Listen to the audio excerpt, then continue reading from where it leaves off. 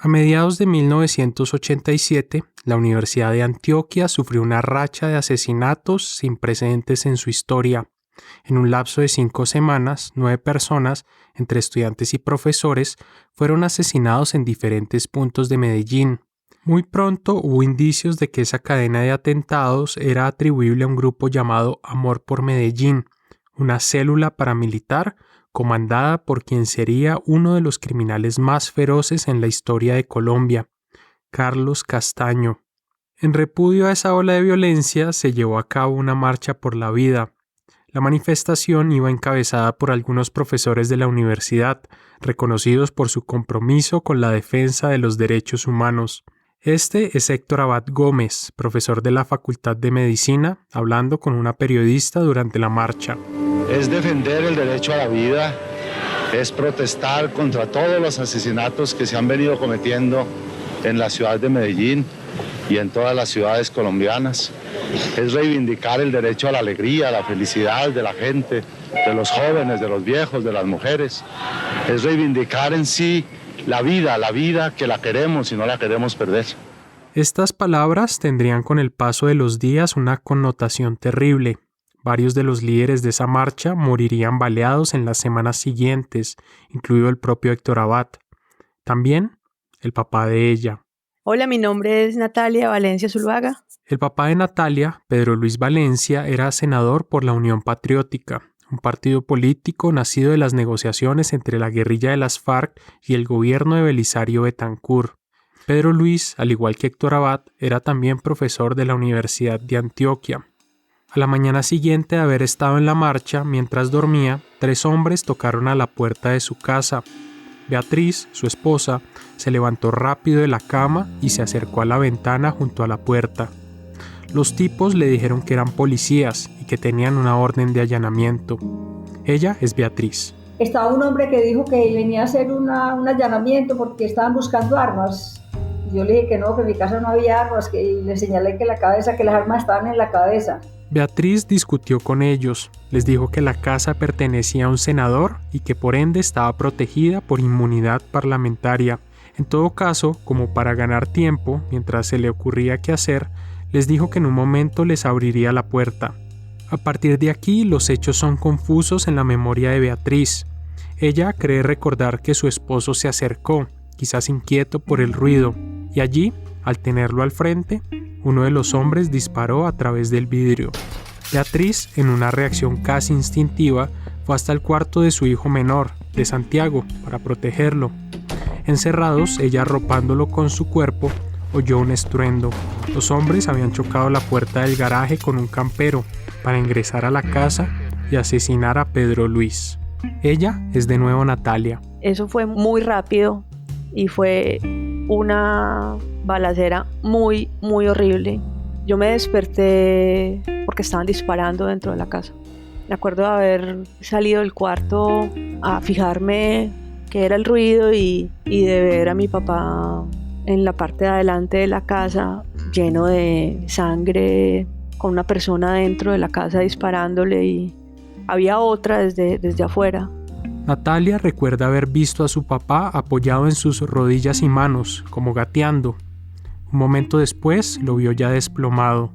Y me acuerdo de haber salido del cuarto y de volver a meterme inmediatamente y casi como que meterme en la cama, pues como si eso fuera a protegerme, pues. Los asesinos se fueron y poco después la casa se llenó de vecinos y de curiosos. Mucha algarabía en la casa, mi hermano Pipe gritando, mi mamá.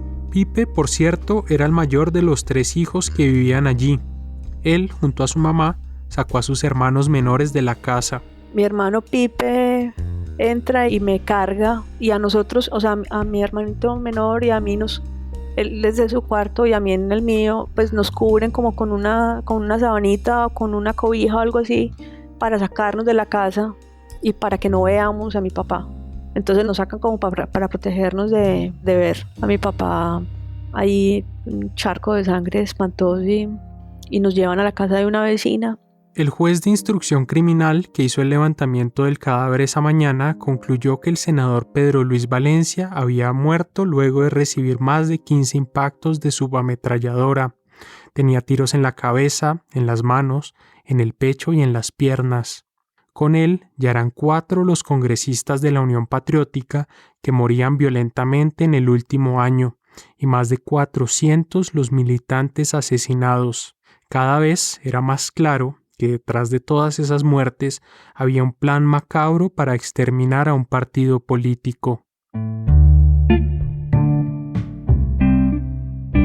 Bienvenidos a Un Periódico de Ayer, un podcast dedicado a explorar el peso de la historia y el pasado en las vidas privadas. Soy Juan Serrano. En el episodio de hoy, la historia del senador Pedro Luis Valencia y las heridas que dejó el genocidio contra la Unión Patriótica al interior de una familia.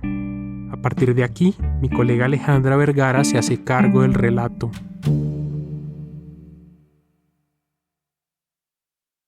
Natalia Valencia estaba por cumplir 11 años cuando asesinaron a su papá delante de ella. A pesar del poco tiempo que compartió con él, guarda en su memoria varios recuerdos a su lado. Su papá ayudándole con las tareas, su papá llevándola y recogiéndola de sus clases de música, su papá frente al televisor viendo emocionado un partido de fútbol.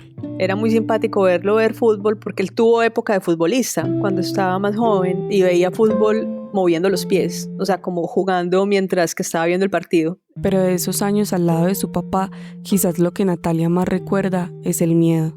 La certeza constante de que su papá se dedicaba a un oficio peligroso. Eso lo recuerdo mucho, de estar muy alerta siempre, de miedo constante, aunque se tratara pues de llevar una vida como normal en la casa. Pedro, además de médico y profesor de la Universidad de Antioquia, era una cara conocida de los movimientos sociales en la región. También era un tipo de izquierda sin rodeos. Militaba en el Partido Comunista desde 1960, cuando todavía era un estudiante universitario. Así lo recuerda Mario Yepes, profesor y uno de sus mejores amigos. Pedro siempre estuvo a favor de buscar la unidad sin fanatismos con los demás grupos o partidos de la izquierda. Ahora, como militante, era un militante muy disciplinado. Y entonces, digamos, mientras el Partido Comunista fue defensor de todas las formas de lucha, él estuvo de acuerdo con eso.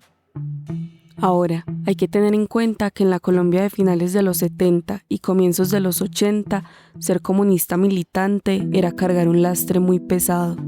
En el país regía el Estatuto de Seguridad, un decreto con el que Julio César Turbay le entregó a la fuerza pública un poder sin antecedentes.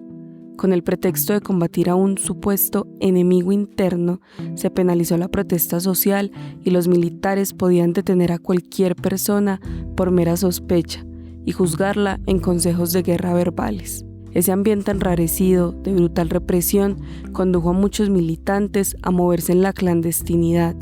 Pedro Valencia, en Medellín, fue uno de ellos. E inclusive nos tocó alojarlo en nuestra casa porque estaba siendo objeto de cacería pues, por los cuerpos del Estado. Finalmente, Pedro fue capturado y recluido en la 4ª Brigada, donde tuvo un consejo de guerra. Aquí, de nuevo, Beatriz, esposa de Pedro. Lo acusaban de ser el ideólogo, como si fuera el creador de la guerrilla en Colombia. Y él se moría de la risa porque él decía que no, pues que cómo iba a crear en la guerrilla estando en un escritorio ahí, que él era profesor y no más. Tras casi un año detenido, Pedro recuperó su libertad. Fue absuelto gracias a la defensa hecha por Jesús María Valle, un reconocido abogado en Antioquia, amigo suyo. Finalmente lo absolvieron y el general Bedoya, que era el comandante de la 4ª Brigada en esa época, le dijo, usted sale en este momento, pero usted se muere. Y lo dijo así frescamente delante de mucha gente. Con el fin de la presidencia de Julio César Turbay y la llegada al poder de Belisario Betancur, las condiciones políticas del país cambiaron. Betancur, un conservador moderado, dio muestras desde su discurso de posesión de que no repetiría la fórmula de su antecesor para enfrentar a las guerrillas y a la oposición desarmada. En vez de más represión, invitó a iniciar conversaciones de paz. Y esta es la Colombia con la que estamos trabajando. Se trata de hacer un examen de conciencia, un análisis de por qué hemos buscado la paz desde hace tantos años. sin encontrarla plenamente todavía. Desde los primeros meses de su mandato, Belisario mostró que su intención de poner fin a la violencia por medio del diálogo era sincera. Conformó una comisión de paz y a través de emisarios inició acercamientos con líderes de las FARC. En la misma línea, en noviembre del 82, el gobierno logró que el Congreso aprobara una ley de amnistía para liberar a muchos de los que, como Pedro, habían sido capturados bajo la vigencia del Estatuto de Seguridad. Las guerrillas celebraron la amnistía, la consideraron un paso importante en la búsqueda de la paz. Sin embargo, la amnistía y en general la agenda de paz promovida por Belisario comenzó a levantar ampolla. Militares y sectores reaccionarios del país veían en ello una concesión excesiva a las guerrillas y un retroceso frente a lo avanzado bajo el Estatuto de Seguridad. Ese malestar entre la tropa acabó siendo el combustible de un mecanismo perverso.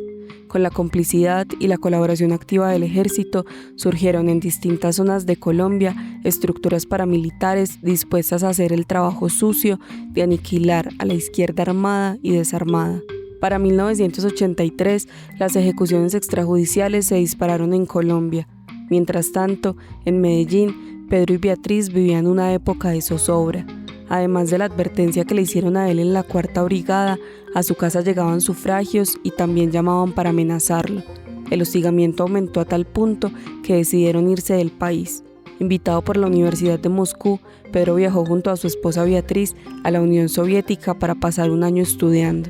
Les tocó irse volados, ambos pues estaban súper amenazados y se tuvieron que ir de un momento a otro. O sea, ni siquiera nos pudimos despedir. Durante este tiempo, la mamá de Pedro Luis se mudó a la casa familiar para quedar al cuidado de los 4 hijos de la pareja. Mientras tanto, Pedro y Beatriz disfrutaban de una temporada tranquila, aunque claro, vivían con el sinsabor de tener a sus hijos lejos. Después de un año en la Unión Soviética, regresaron a Colombia. Para ese momento, los acercamientos de paz iniciados por Belisario tenían al menos un resultado tangible. En marzo de 1984, la Comisión de Paz y las FARC firmaron el Acuerdo de la Uribe. Por medio de este, la guerrilla se comprometió por primera vez en su historia a un cese al fuego por tiempo indefinido. El día que se va a acordar el cese al fuego de ambas partes. El gobierno, por su lado, abrió las puertas para que los guerrilleros se acogieran a la ley de amnistía y asimismo los autorizaba para que en un periodo de un año se organizaran políticamente y empezaran su transición hacia la legalidad. Para dar a conocer ese día comenzó el cese al fuego. Es así como en mayo de 1985, y con miras a participar en las elecciones del año siguiente, nació la Unión Patriótica. La UP, como se le conoce desde entonces, recogió a distintas fuerzas de la izquierda colombiana. Sindicalistas, líderes comunitarios, campesinos, miembros del Partido Comunista, guerrilleros amnistiados, todos ellos se dejaron seducir por el aire de cambio que trajo esta nueva opción política. La histórica tarea de la Unión Patriótica es trabajar por la unión de las fuerzas democráticas en Colombia. Es trabajar por unir la mayoría inmensa del pueblo colombiano contra el militarismo y sus empresarios.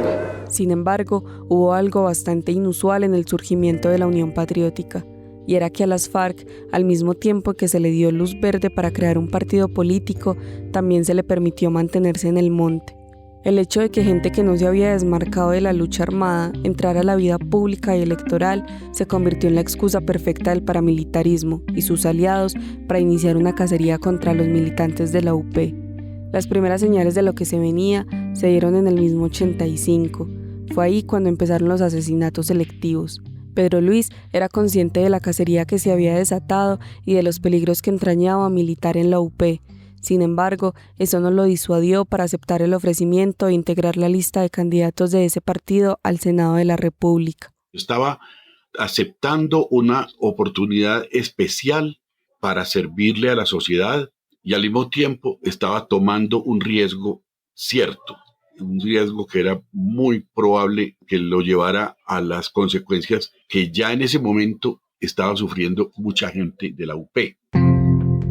El 9 de marzo de 1986 se llevaron a cabo en Colombia elecciones locales y legislativas. La Unión Patriótica alcanzó una votación histórica para la izquierda. además de 325 concejales y 29 diputados en todo el país, logró elegir 8 congresistas a título del partido y 6 más por medio de una coalición con los liberales. Eso fue una cosa impresionante. En las mesas de votación todas teníamos una cantidad grande de votos. Y entonces yo le decía a Pedro Luis, ganamos. Pedro Valencia fue elegido como senador suplente de Jaime Montoya. ¿Qué quiere decir eso? Que en ese entonces por cada senador titular se elegía también a alguien que en caso de ser necesario lo reemplazaría en sus funciones. Pedro llegó al Senado en febrero de 1987 para reemplazar a Montoya, que renunció a su curul.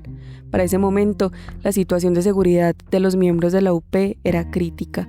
Ya habían asesinado a más de 300 de sus miembros, incluidos 2 congresistas. Desde que Pedro asumió la curul, también sentía el acoso. Empezaron a llamar a su casa permanentemente. No eran llamadas de ninguna organización, de ninguna universidad, de ninguna parte concreta. Solo hombres del otro lado de la línea preguntando cuándo y a qué horas volvería. Su amigo Mario recuerda un episodio que revela el peligro que sentía. Saliendo de un recital musical en la Universidad de Antioquia, con los guardaespaldas detrás de ellos, le preguntó: Pedro, ¿cómo has estado últimamente? Y me dice, pues yo bien en general, pero aquí caminando con mis asesinos. Esa frase tan dura, tan fuerte, era la conciencia del riesgo que estaba corriendo y una premonición realmente de lo que pasó. Para agosto, cuando ya Pedro llevaba 6 meses ejerciendo como senador, Medellín estaba sitiada por la violencia paramilitar y las guerras entre narcos. Las muertes, especialmente de personas vinculadas a la Universidad de Antioquia, seguían en aumento. Él, quien en ese entonces combinaba su labor de congresista con la de docente, organizó al lado de sus colegas una marcha para repudiar esa cadena de asesinatos. El 13 de agosto de 1987, el día previsto para la manifestación, Pedro Luis sesionó en el Congreso en la mañana y luego tomó un vuelo para volver a Medellín y acompañar la protesta. Su esposa Beatriz estaba a su lado esa tarde. Entonces la marcha salió muy nutrida, una marcha impresionante. Ese día me mandaron a hacer unas camisetas blancas con el signo del tiro al blanco y todos nos pusimos esa camiseta. Eso quería decir pues que nos dispararan a todos. Cerca de 3.000 personas acompañaron el recorrido esa tarde por las calles del centro de Medellín empuñando claveles rojos que dejaron después a las puertas de la gobernación. Una vez terminó el evento, Pedro y Beatriz caminaron unas cuadras hasta el parqueadero para recoger el carro. En el camino a casa, Pedro le hizo a Beatriz una confesión amorosa. Esta parte pues como muy personal, pero me emocionó mucho y todavía me emociona pensar que cuando nos sentamos en el carro, él me cogió las manos y me dijo pues palabras de amor y que no sabía cuánto me quería y que bueno, yo me puse coloradita como si fuera una adolescente. Me sentí muy, muy emocionada. El resto del trayecto se quedaron en silencio. Al llegar a la casa, en el comedor, ya en la noche, ocurrió una escena similar. Pedro le repitió a su esposa que la amaba y esta vez le mostró sus manos. Y en el comedor me dijo, textualmente, yo ya sé que me van a matar y ya no tengo miedo. Y me mostró un brotecito que tenía en las manos y me dijo, este brotecito que tenía aquí, que eran como unos punticos ahí, eso eran nervios, ya eso se me quitó. Y ya acepté y ya no tengo miedo, yo ya sé que me van a matar. Ya no tengo miedo. Esa fue una de las últimas frases que Pedro Luis Valencia pronunció esa noche antes de irse a acostar. La mañana siguiente, bueno, ustedes ya saben lo que ocurrió. Vamos a hacer una pausa y al volver, Alejandra nos cuenta cómo Beatriz y sus hijos rehicieron sus vidas fuera de Colombia, hasta que una nueva tragedia volvió a estremecerlos. Ya volvemos.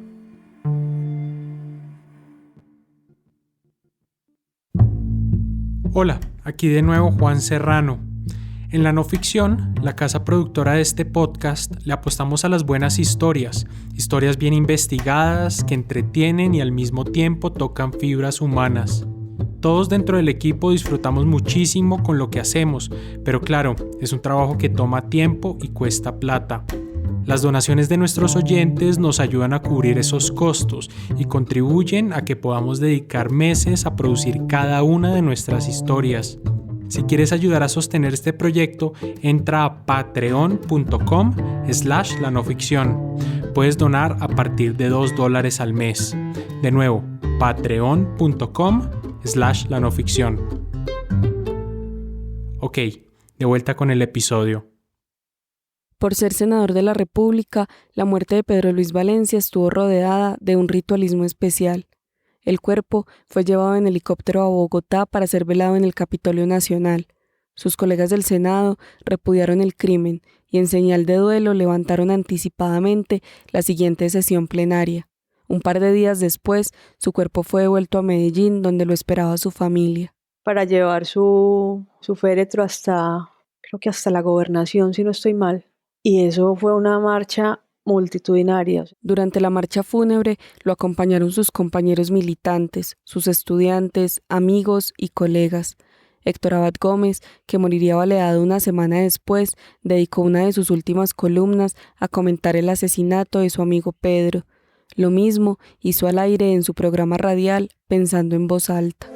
Mis queridas amigas y mis queridos amigos, hoy ni siquiera les digo salud, porque pues parece que sonara vacua y vacía esta palabra salud, dicha en una sociedad tan enferma.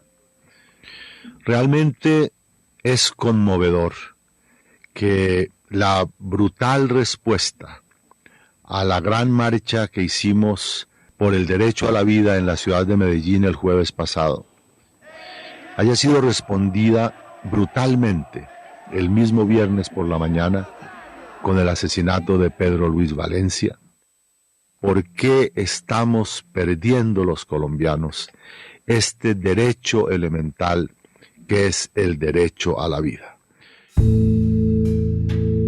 En privado, mientras tanto, Beatriz trataba de recomponer el hogar tras la pérdida de su pareja, algo que no fue fácil, y más porque ni siquiera con Pedro Luis muerto, la persecución paró. Después del sepelio de Pedro Luis, yo me imaginé que ya todo que ya la persecución había pasado, porque el político era él, yo no, el político era él. Entonces yo me quedé en la casa y resulta que los vecinos me dijeron que por ahí andaba un carro, un jeep, dando vueltas, que en una forma muy sospechosa.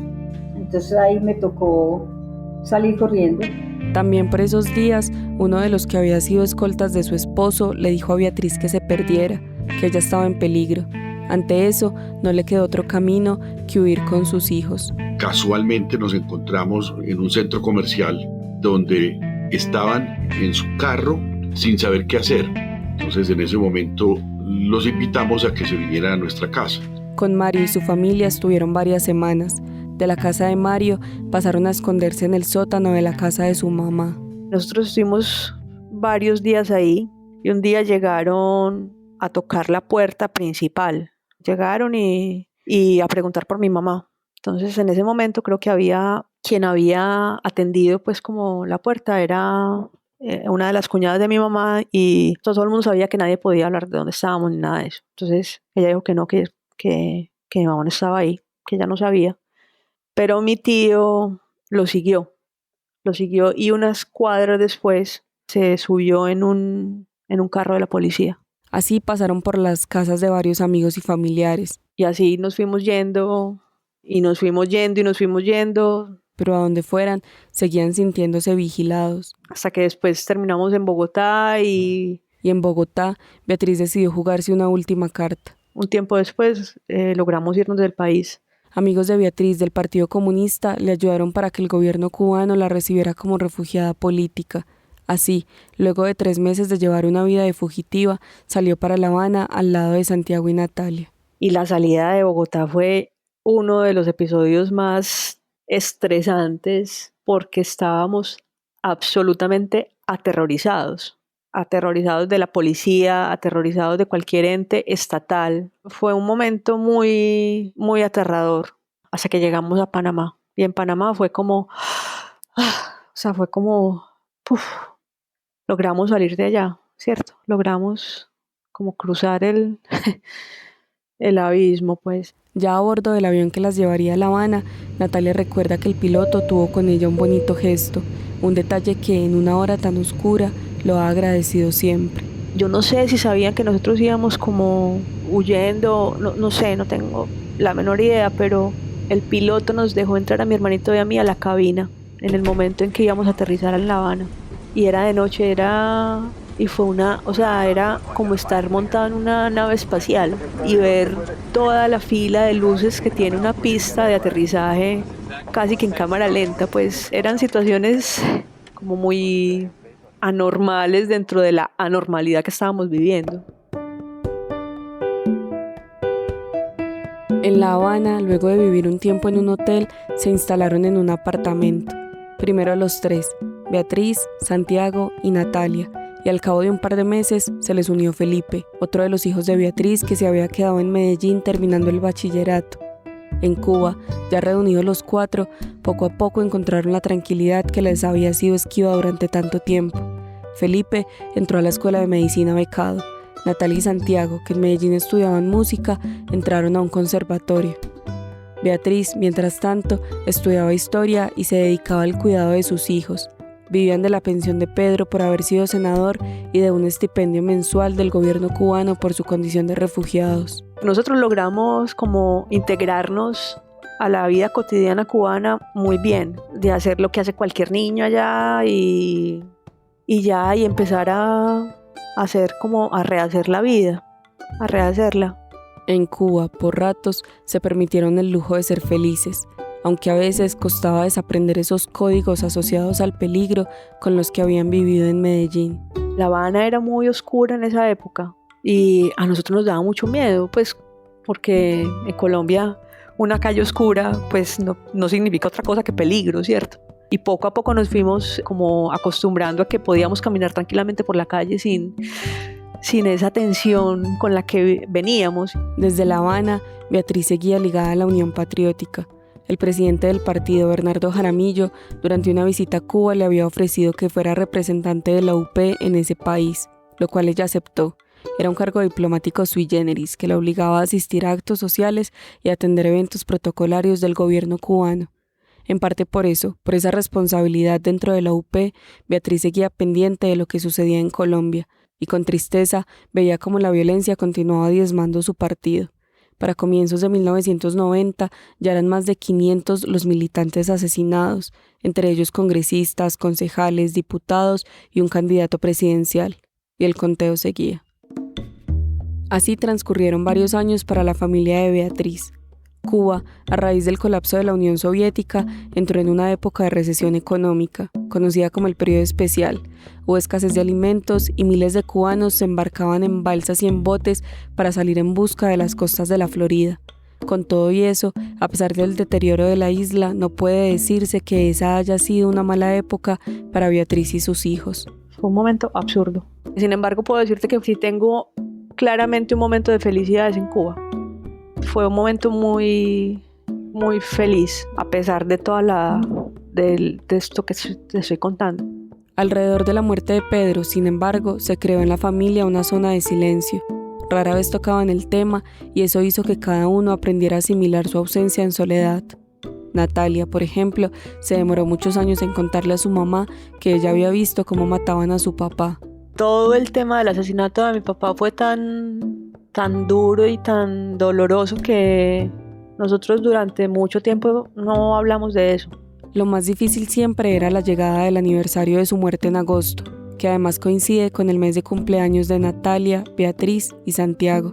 Creo que hay un debate inconsciente entre los permisos que uno se da de disfrute y de los que no, ¿entiendes? Como si uno no se diera permiso de estar feliz o de sonreír porque ha pasado algo muy horrible. Era como si cargaran con cierta culpa porque la vida ahora les sonriera, como si la forma de conciliar ese pasado trágico con un presente feliz fuera el silencio. Como si fueran 2 capítulos diferentes de un libro, pues. No, casi que 2 capítulos de 2 libros, ¿entiendes? O sea, como nuestra vida en Cuba, que fue muy tranquila, fue un momento muy especial, muy bonito, sin mencionar esto otro que es un evento duro y oscuro, pues. A finales de los 90, después de casi 11 años de vivir en La Habana, Beatriz decidió regresar a Colombia. Lo hizo en gran parte porque se lo pidió su hijo menor, Santiago. Para entonces, Natalia se había ido a Brasil a estudiar música y sus 2 hijos mayores eran médicos en La Habana. Empezamos a ir una vida normal, pues en familia. Yo me dediqué absolutamente a estar con mi familia, como a recuperar el tiempo perdido. Pero por otro lado, por momentos, al estar de vuelta en Medellín, la embargaba la tristeza.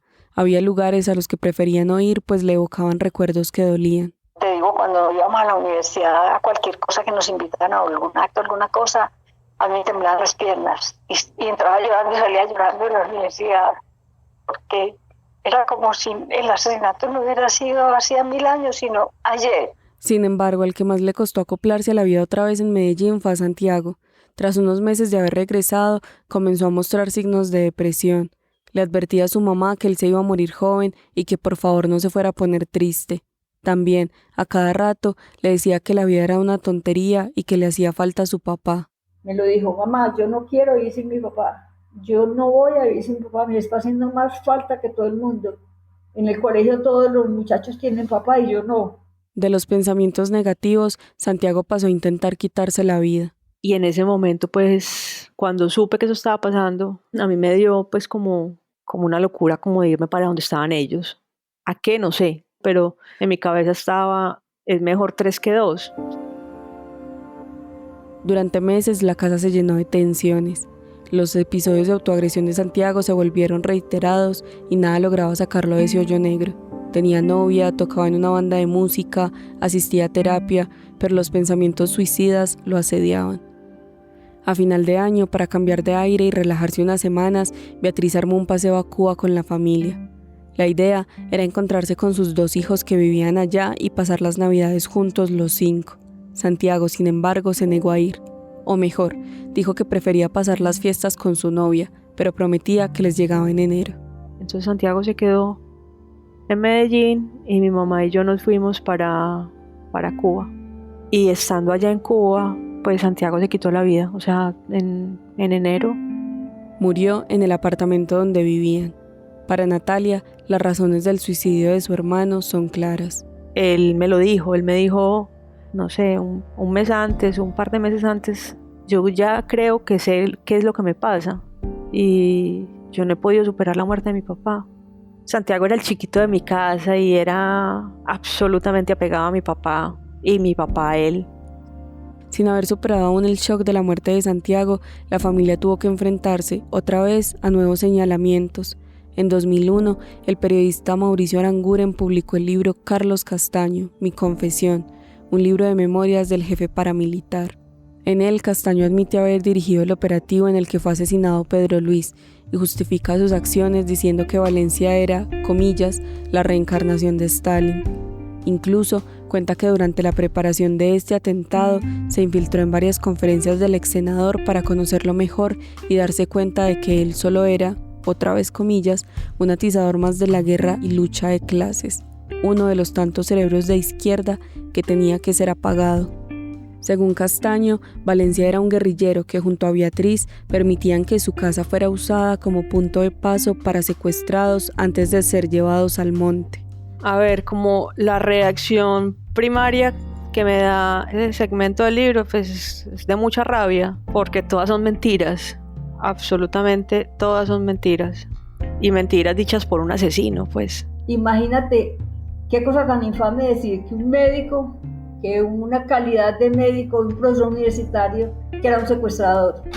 Eso me parece muy horrible. Eso le costó a Natalia psiquiatría. Estas declaraciones de Castaño llegaban menos de 2 años después de la muerte de Santiago y se sumaban a una seguidilla de golpes para la familia.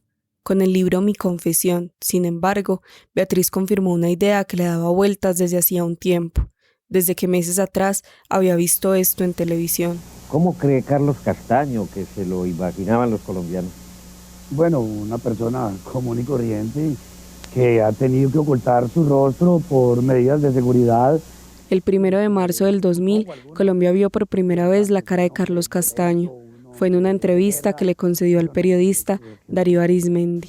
En un conflicto irregular es casi inevitable que mueran personas que se pueden registrar como civiles, pero que eran subversivos. Cuando Beatriz vio esa escena, se remontó a la madrugada del 14 de agosto de 1987, en la que asesinaron a su esposo. De los 3 hombres, 2 iban vestidos de verde, como policías, pero había uno que llevaba puesto un traje gris. Beatriz recordaba sus facciones. Era castaño. Tenía esa corazonada desde la entrevista televisada y luego lo reconfirmó con su libro de memorias. Han pasado 33 años desde el asesinato de Pedro Luis y 21 desde el suicidio de Santiago. A pesar del paso del tiempo, ambas ausencias siguen siendo un tema difícil para la familia. Y sigo como evitando o sacándole el cuerpo pues como a lo que tenga que ver con volver a meter ahí las manos en el baúl a ver qué hay por allá abajo, ¿cierto? Pero bueno, sí, cada vez se vuelve más fácil, pues, aunque el asunto como de la dificultad y de la tristeza es un hecho que está ahí y que va a estar ahí, ¿cierto? Que eso no tengo forma como de pasarle un borrador por encima para aclararlo un poquito. Eso es algo que está ahí y he ido como aprendiendo a convivir con ello, pues. Para Beatriz, la sensación no es diferente. Aún hoy es incapaz de visitar el osario donde los restos de Santiago y Pedro Luis reposan juntos. En mi casa tengo un cuadro grandísimo de Pedro Luis, lo tengo en la sala. Ay, la dolor, aunque uno no puede patinar en lo mismo pues obsesivamente, sino que tratar. Pero yo creo que olvidar sí es imposible. Yo creo que es imposible. Yo creo que ese dolor no se quita nunca, creo yo. Igual hay que quitarlo. Tal vez, como dice Beatriz, el dolor de la pérdida no se quita nunca. Por eso, aún hoy hace parte de corporaciones de víctimas de la UP y trabaja para encontrar la verdad de lo que le pasó a ella y a las demás víctimas del genocidio. Natalia, aunque siente que en estos 33 años ha ido perdiendo recuerdos al lado de su papá, insiste en que la persona que es hoy se lo debe en gran parte a él. Independientemente de extrañarlo y de quererlo mucho, siento mucha admiración y mucho agradecimiento por haber vivido una vida acorde a lo que él pensaba y sentía.